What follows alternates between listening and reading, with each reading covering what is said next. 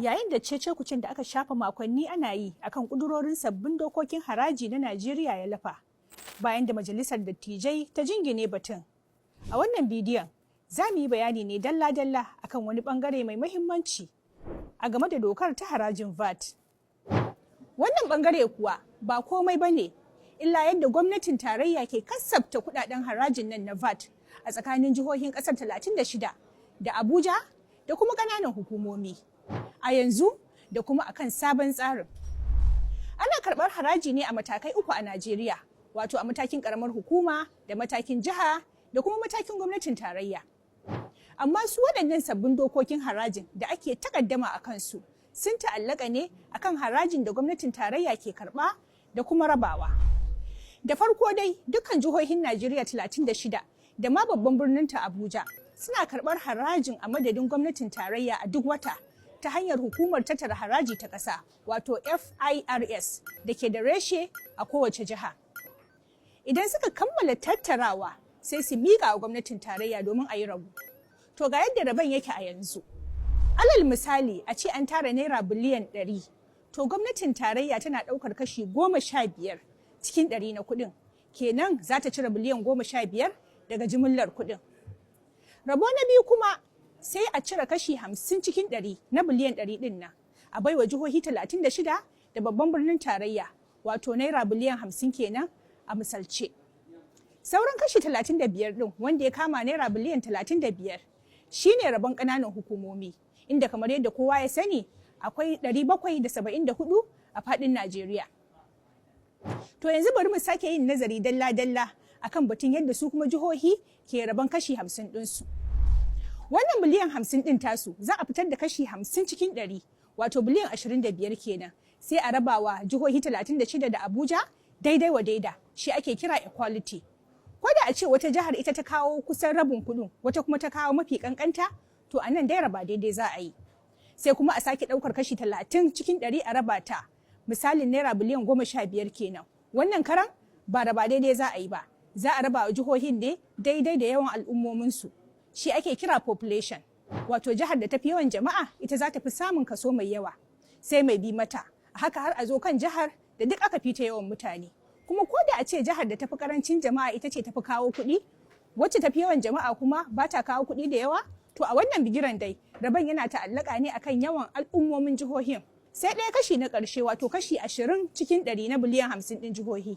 A misalin da muke bayarwa, kaga naira biliyan 10 kenan. Wannan kuma shine derivation, ita kuma wannan za a raba wa jihohi 36 da Abujan bisa la'akari da yawan harajin da kowace jiha ta kawo. Misali, jihar da ta fi kawo kuɗin shiga mai yawa, to ita za a ba wa kaso mai yawa. Da haka har a zo ƙasa, bi ma'ana iya kuɗinka iya shagalinka. To a yanzu kuwa cikin waɗannan sabbin ƙudurori, gwamnatin Najeriya na son sauya lamarin ne kamar haka. Daga yanzu, gwamnatin tarayya za ta daina ɗaukar kashi 15 cikin 100 na jimillar kuɗin nan da ake tarawa. Ta ce za ta dawo ɗaukar kashi 10 kacal cikin 100. Wannan kashi 5 ɗin kuma da ta rage wa kanta, ta ce za ta ƙara shi ne akan kasan jihohi. Kenan a sabon tsarin, nasu zai kama kashi 55 kenan cikin 100, maimakon tsarin da ake kai yanzu inda suke samun kashi 50. Kasan ƙananan hukumomi kuwa shi yana nan akan 35 ɗinsa cikin 100, ba za a samu sauyi ba. To yanzu kuma bari mu sake nazarin kasan jihohin nan a bisa sabon kudirin. A cikin kashi 55 cikin 100 da za a samu a sabon tsarin, to a rage kashin rabon daidai wa daida, wato equality, daga kashi 50 zuwa kashi 20 cikin 100 na biliyan 50 din nan wacce muke ba da misali da ita. Sai tsarin rabo bisa yawan al'umma, population. A tsarin da ake aiki da shi kashi 30 ake rabawa jihohi da Abuja. A sabon tsarin kuma za a rage yawan wannan kashi zuwa kashi 20 cikin 100. Za a bara rabawa daga jihohi masu yawan al'umma har zuwa ƙasa.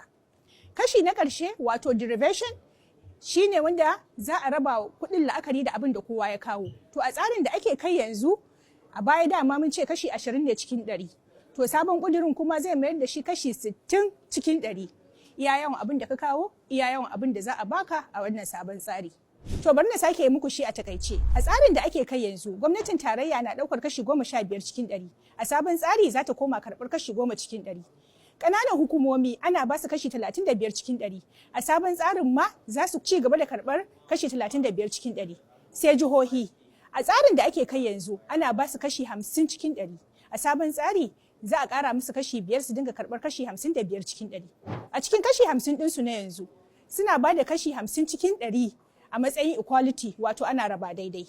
Kashi 30 cikin 100 kuma ana baiwa kowace jiha daidai da yawan al'ummarta. Kashi 20 cikin 100 kuma ana baiwa kowace jiha iya kuɗinta iya shagalinta. A sabon tsarin da za a koma yanzu inda jihohi za su dinga karɓar kashi 55 cikin 100. Kashi 20 zai dinga tafiya ne wato raba daidai. Sai kuma kashi 20 za a dinga raba musu daidai da yawan al'ummominsu. Sai kuma kashi 60 shine zai koma na iya kuɗinka iya shagalinka. Idan kuna da wasu ƙarin tambayoyi akan wannan batun haraji, kuna iya gaya mana su a comment section, mu kuma za mu yi bincike sai mu zo muku da amsoshinsu.